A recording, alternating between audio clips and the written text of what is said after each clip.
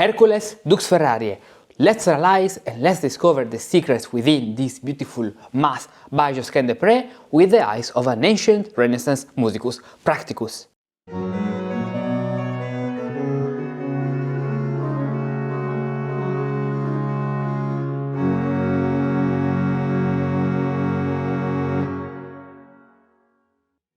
Welcome to this new video. I'm Ricardus, a Musicus Practicus, and today I want to analyze with you this composition, this beautiful and famous Hercules Dux Ferrariae, the first movement, the first Kyrie of the Kyrie Christe Kyrie, from 4 points of view: Solmization, Cantus Firmus, Mensural notation, and then the tonus, the modus of these compositions, because it's very interesting and there are a lot of interesting things. First of all, what we are talking about? We are talking about a composition of the Renaissance by Josquin Desprez, a composition written so in Renaissance counterpoint, where we have 4 voices, 4 parts. And I found these 4 sources. This is a PDF that you can download with following the link here in the description. It's a free PDF, a free gift, a special gift for you, so you can see exactly what we are talking about. We have these sources, and there are a few interesting things. Here is just called Missa Hercules Dux Ferrariae, with on the left page the Cantus. This is the Cantus with the Cantus Clef, Mezzo-Soprano from a modern point of view, the tenor with the tenor clef, the contratenor which has another tenor clef, then we have the bassus, the bass with the bass clef. And if you are a musicus practicus, the mezzo-soprano clef in the soprano part may be an indicator of something interesting we'll see later.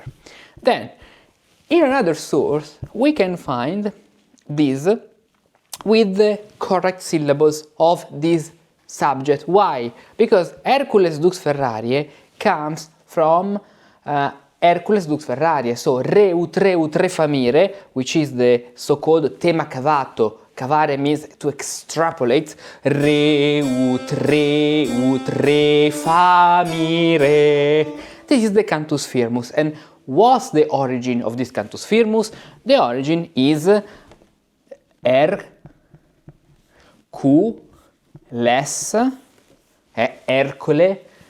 Dux, the Duke in English would be Duke, Ferrariae, so Hercules Dux Ferrariae. Her becomes re because of the syllable e. You maybe would read this e in English, but in Italian, in Latin is e.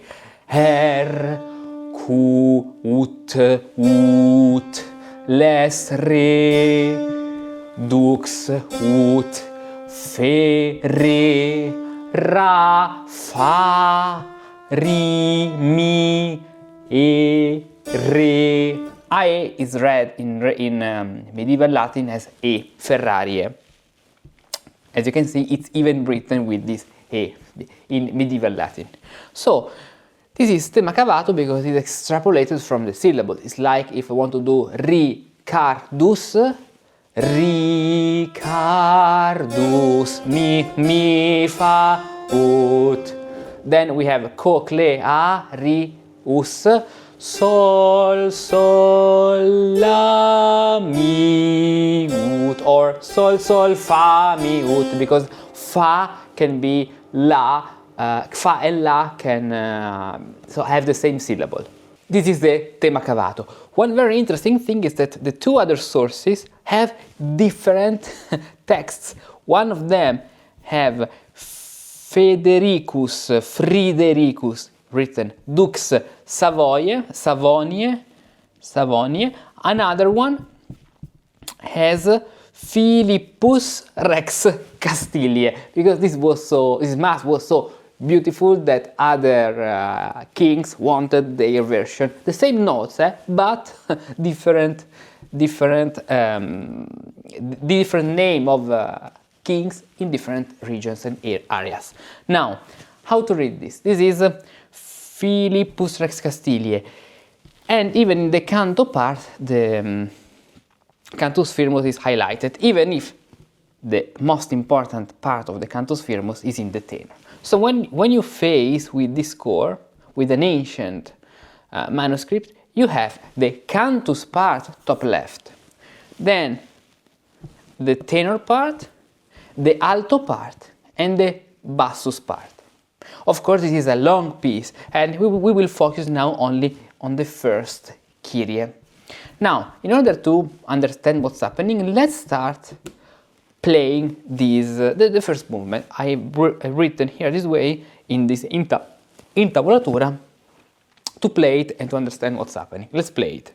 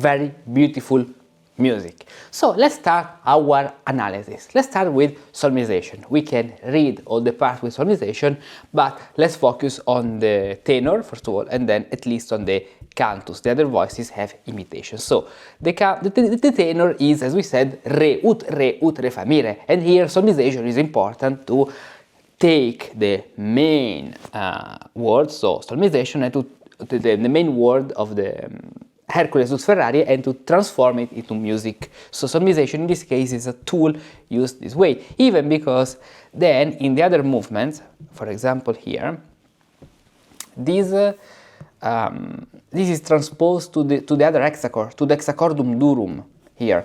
Re, ut, this is Alamire, so we have even the same, but from Alamire. Re, ut, re, fa, mi, re. In Kyrie 1, it is on de sol re. Re, ut, re, fa, mi, re. In Kyrie 2, we have re, ut, fa, mi, re. And in Kyrie number 2, so this is Christe, I said Kyrie 2, but Christe. In the third movement, so Kyrie number 2, we have an octave higher. Re, ut, fa, mi, re. Now, this is our subject. So, re, which can be de or a, Alamire or de sol re, according to the context. So the hexachord. There is another very important thing related to this, which is the Cantus Firmus aspect. This melody, if I ask you, what's the tonus of this melody? In terms of Cantus Firmus, so the finalis is D, so it can only be primus or secundus tonus. It's a very short melody. The question is this primus tonus authenticus or secundus tonus plagalis? Well, according to the movement, re, ut, fa, mi, re, since it is moving in the lower part of the diapente, the main diapente of the first species, which says re, mi, fa, sol, la. Re, mi, fa, sol, la. It's in the lower part, as you can see. The lower part here has the minor third. This minor third with the corda F fa ut, which is the recite tone of the secundus tonus of the Psalms. Ut, re, fa, dixit Dominus Domino meo, sedes ad dextris meis. And the fact that it doesn't touch Alamire, it doesn't say fa, re, fa, sol, la. This is primus tonus because it arrives to la. But since it stays on F fa ut, this is the secundus tonus plagalis.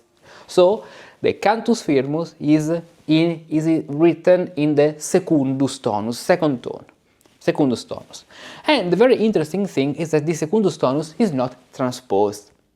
And then we arrive to the tones and mode analysis. Why? Let's do the tones and mode analysis before the Cantus Figuratus analysis.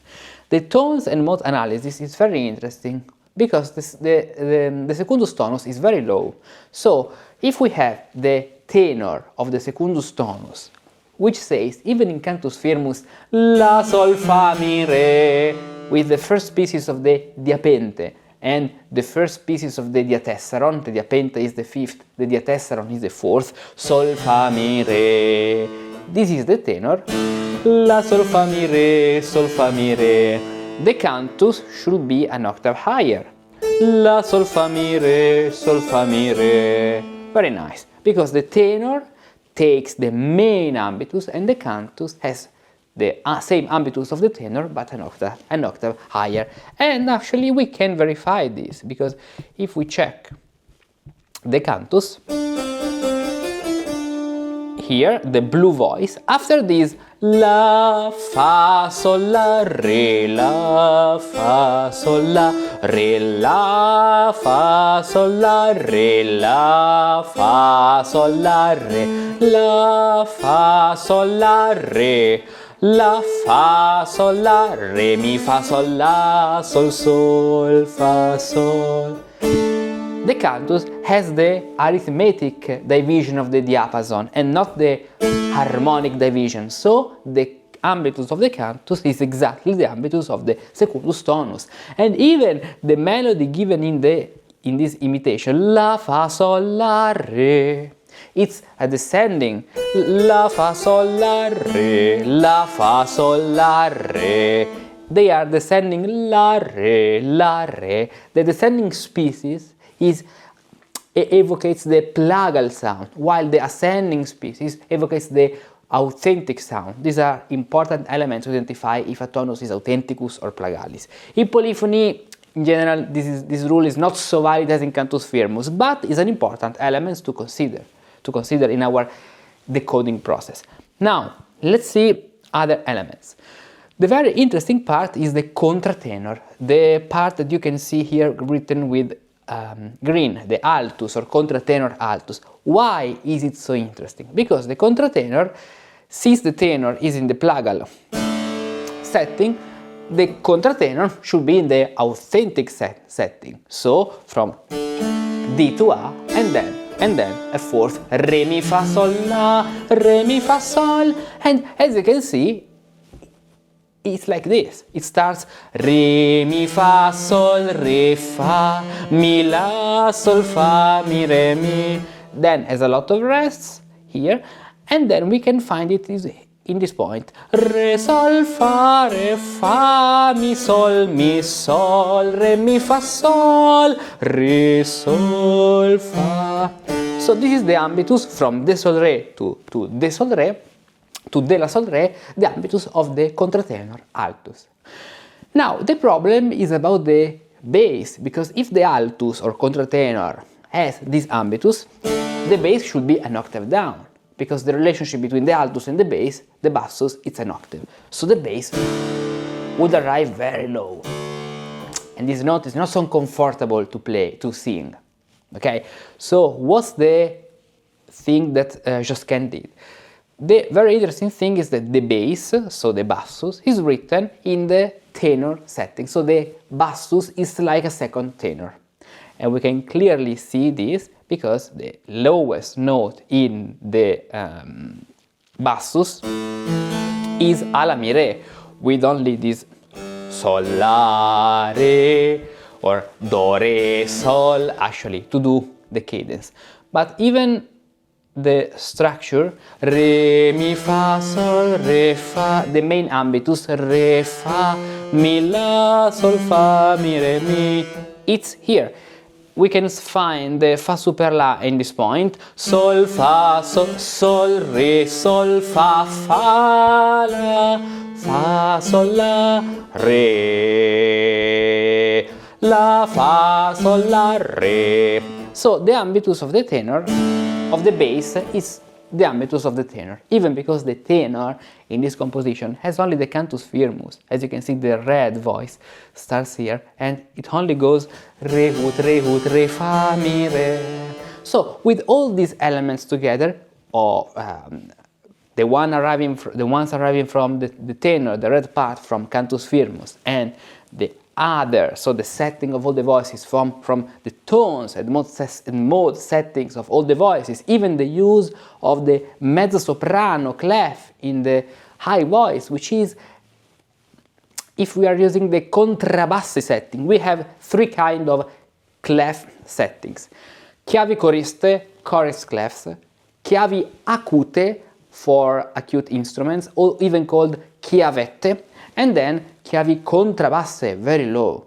The secundus tonus and quartus tonus in their natural clef, so without transposition, must be written in chiavi contrabassi, very low. And so that's why the secundus tonus is generally transposed fourth up with the flat, the addition of the bemollis, and with the use of chiavi choriste. But here we have chiavi contrabasse, because the use of the tenor here, the use of the mezzo-soprano is a chiavi contrabasse setting, and this is very clearly explained in the chiavi and clef settings in the tones and mode level on the Musicus Practicus Academy. Then I'll give you all the information to learn all these things with the eyes of Renaissance Musicus Practicus.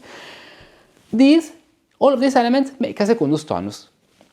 Then what can we say about the mensuration? This is an introitus of the first irregular tones, primus tonus irregularis.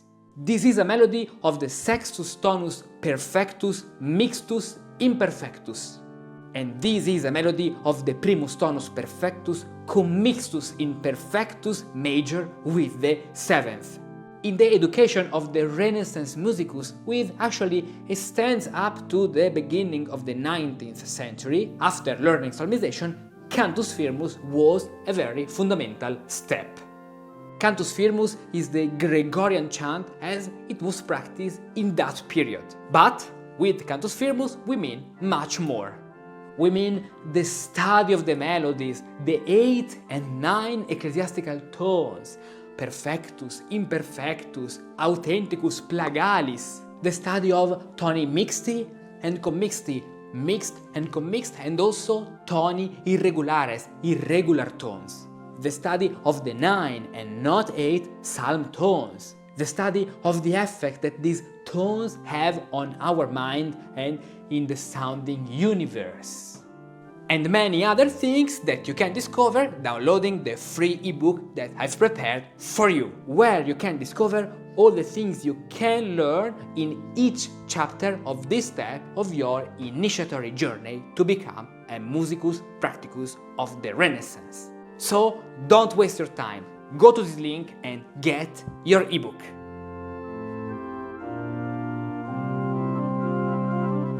Then what can we say about the mensuration? About the mensuration we can say a lot of things, because the first Kyrie, as you can see here, let's take as our example the tenor. The first Kyrie is written with this mensura, the circle. The circle indicates that the tempus, so the brevis, is perfecta. So the brevis contains 3 semibrevis. We do not have any other indications. Actually, we have the indication of the longa, which is imperfect, because the longa rest takes 2 vertical lines instead of 3. And we have the indication of the maxima, because the maxima, this rest is written with only 2 vertical lines and not 1, 2, 3. This way indicates a perfect maxima. So the maxima and the longa are imperfecte, the brevis is perfecta, the semibrevis, the other mensura, so the prolazio, the other mensura that can be perfect or imperfect, is imperfecta. So the semibrevis only 2 minime. Here the tactus with this indication is the semibrevis of 2 minime, so minima, minima, minima, minima, and besides the rest at the beginning, the effect of the Cantus Firmus is this way. re. Remember that here each semibrevis contains each brevis contains 3 semibrevis. So we have to count re, re, let's do here, re, ut, re, ut, re, fa, mi, re.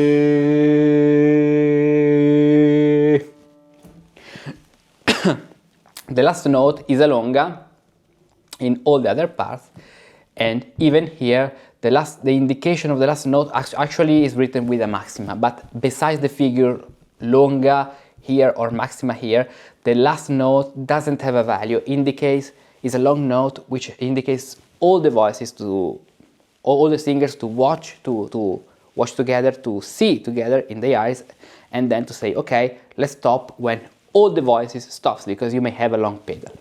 Another important thing we have here is the passage to the second movement, so the Christe. Why? Because we have, first of all, the semicircle. So in this section, even the brevis is imperfecta. But we have the addition of the cut. This cut doesn't belong to mensuration. It belongs to proportions, which is another chapter of the Cantus Figuratus level on the Musicus Practicus Academy, so where you can learn all the things about proportions. The tactus indicates the proportio dupla, which means that if we had the semibrevis of 2 minime in the tactus, now we have the double figure in the tactus, so the brevis of 2 semibrevis, semibreve down and semibreve up. And now the Cantus Firmus is faster, because in the second part from this note it goes re, ut, re, ut, re, fa, mi, re. Semibrevis, semibrevis, semibrevis, semibrevis. And here we come back to the very slow tactus, as you can see. Here. Re, because we have the semibrevis, the brevis of 3 semibrevis, because of the circle, and the tactus comes back to the minima, the semibrevis of 2 minime, so it's long. This is a very important thing about mensuration. Now, another very interesting thing. Here the text the text which was sung was Philippus Rex Castiliae. Philippus Rex Castiliae. All the syllables are okay, they stay here. In the original version, Hercules Dux Ferrariae is the same, because Hercules Dux Ferrariae is the main one. So Hercules Dux Ferrariae. As you can see in this manuscript, we have the longa I told you about. But if we check the other version, which is this one, Fridericus Dux Saxoniae, I think is Saxoniae or Savoniae. I'm Dux, okay, Dux Saxoniae, because this is something like an X because of Dux, and this syllable is the same, Saxonia. We have a problem. Hercules Dux Ferrariae, 8 syllables. Fridericus Dux Saxoniae, 9 syllables. And what we can find? We can find this division. But what happens if we have the circle? First of all, notice, very important thing, that here we have the same indication. So the tenor is written only one time, and this indication indicates that when you will use this scene, you will sing in Alamire Christe, so the second movement, in Alamire. So instead of the sol re, from in Alamire, re, ut, re, fa, mi, re. But what happens about the mensuration when we have the tempus perfectum? Because we said that the brevis has 3 semibrevis.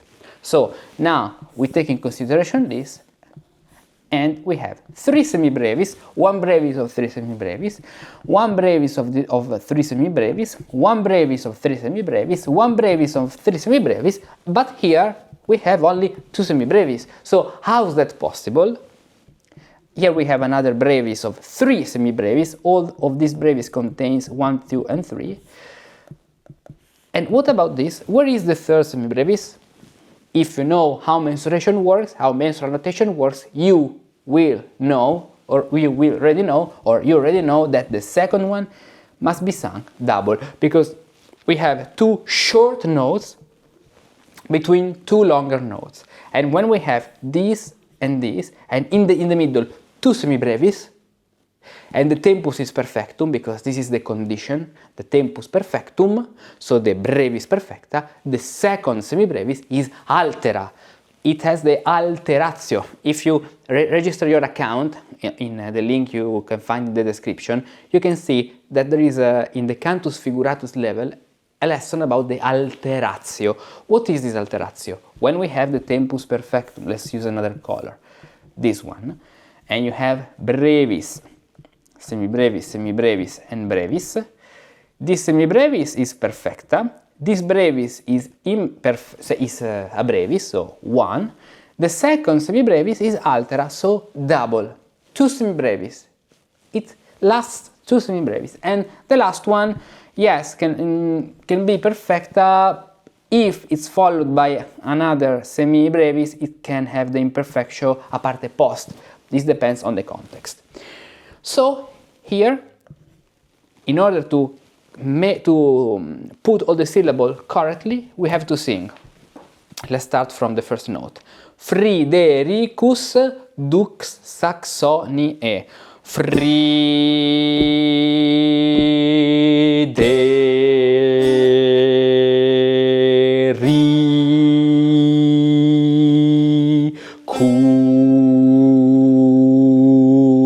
Rex Saxoniae.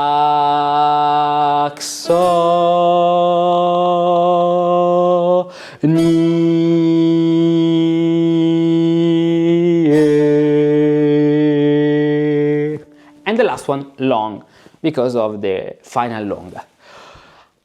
Wow, as you can see, there are a lot of things about Cantus Firmus, solmization, tones and modes, and mensural notation. This is the general, big and complete point of view that an ancient musicus practicus of the Renaissance had reading this music.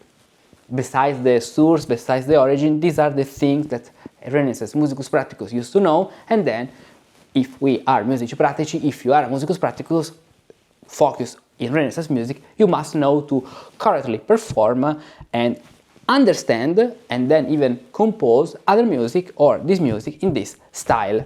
This is a PDF that you can download for free. It's just annexed to this video. Find the link here in the description.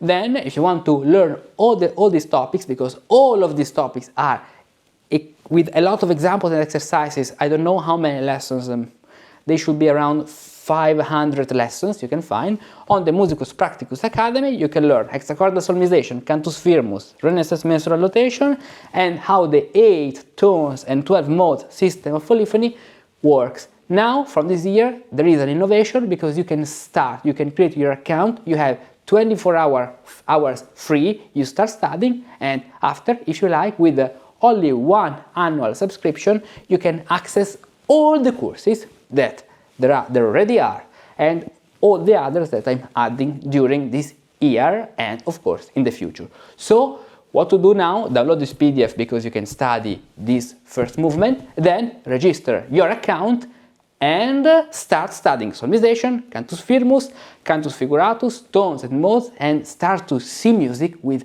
new eyes that you haven't even never thought that you can have. I have bad news for you. In the Renaissance, transcriptions didn't exist. All musici pratici, indeed, read music directly from the original sources.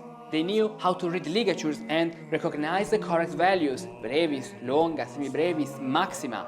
they could accurately interpret all the mensurations, perfect, imperfect, tempus, modus, prolazio. They knew how to beat the tactus in accordance with the mensurations and the proportions. So, modern transcriptions are unnecessary. Yes, they can be useful if you want to study the counterpoint and the vertical setting. But do you really have the audacity to claim you perform Renaissance music and are an expert, yet you don't know how to read the notation used by the Renaissance musicians? Fortunately, today you too can learn how to read white mensural notation directly from the original sources without relying anymore on any transcriptions nonsense.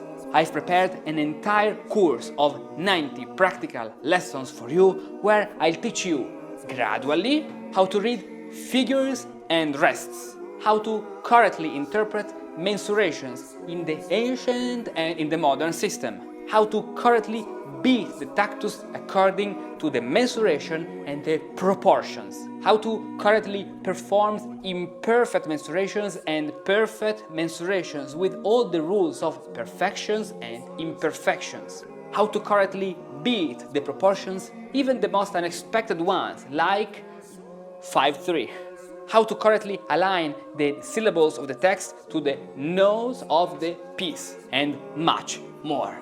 90 practical lessons, 200 pages of examples and exercises from the original sources, no transcriptions, only examples from the original sources.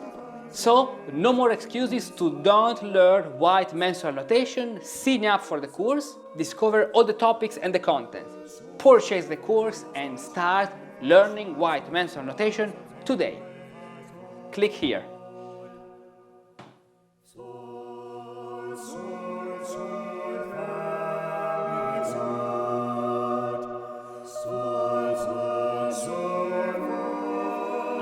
Defiant music in mind. A music that's not confined to institutions and academies for the chosen few, but that lives in the hearts of those who feel called by a mission. A music that is not about credit, exams, and loyalty points, but is built on study, love, dedication, passion, connection.